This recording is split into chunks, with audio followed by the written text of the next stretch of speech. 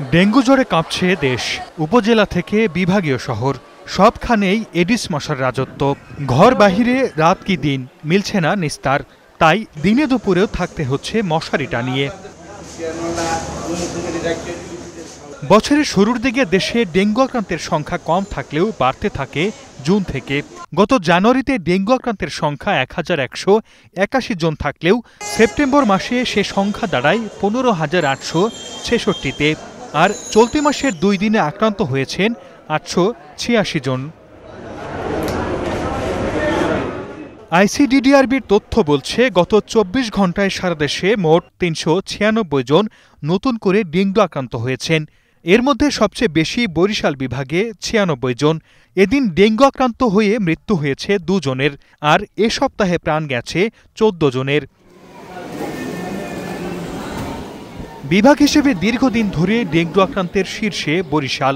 ডেঙ্গুর হটস্পট বরগুনায় প্রতিদিন বাড়ছে আক্রান্তর সংখ্যা। এরই মধ্যে জেলায় আক্রান্তের সংখ্যা পৌঁছেছে ৭,৫০০-এ। গত ২৪ ঘণ্টায় বরগুনা জেনারেল হাসপাতালে ভর্তি হয়েছেন ২৫ জন নতুন রোগী। জেলা জুড়ে চিকিৎসাধীন ১১৯ জন। স্থানীয়দের অভিযোগ, ডেঙ্গু সংক্রমণ বৃদ্ধি পেলেও প্রতিরোধ ও চিকিৎসা সেবার উন্নতিতে কোনো পদক্ষেপ নেয়নি স্বাস্থ্য বিভাগ। যে কোনো সময় বাইরে নামলে একটা আতঙ্কে থাকতে হয় যে আসলে মশায় কামড়াইলো কিনা বা ডেঙ্গু হলো কিনা। আমাদের সমস্যাগুলো আমরা কাউকে জানাতে পারতেছি না, আমাদের এই জন্য আমাদের সমস্যাগুলো সলভ হচ্ছে না। আমরা চাই যে সরকারের তরফ থেকে আমাদের ইউনিয়ন পর্যায়ে যেন ডেঙ্গুর নিষ্পত্তির জন্য যেটা দরকার আমাদের ইউনিয়নের ভালো হয়। এদিকে রোগীদের অভিযোগ, হাসপাতাল থেকে ডেঙ্গু রোগীর চিকিৎসার জন্য প্রয়োজনীয় ওষুধ সরবরাহ করা হচ্ছে না। এছাড়াও অনেক পরীক্ষা নিরীক্ষার জন্য যেতে হচ্ছে বেসরকারি ক্লিনিকে।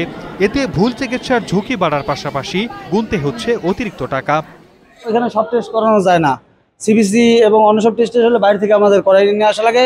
আবার কিছু দালাল চক্র আছে, এরা এসে নিয়ে যায় এখান থেকে ব্লাড কালেকশন করে আর কি। প্রায় ৮০% রোগীরই মনে করেন আপনার বাইরের টেস্ট, প্রায় ৯০% আপনার মনে করেন প্লাস।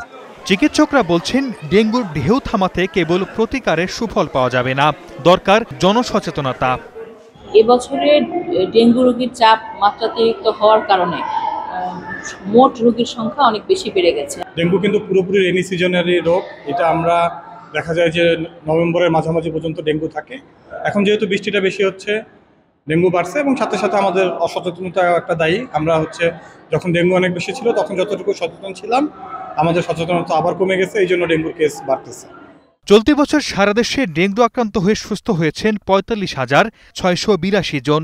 গত ২৪ ঘণ্টায় বাড়ি ফিরেছেন ৪০৯ জন। Sardar Mohammad Arif, star news.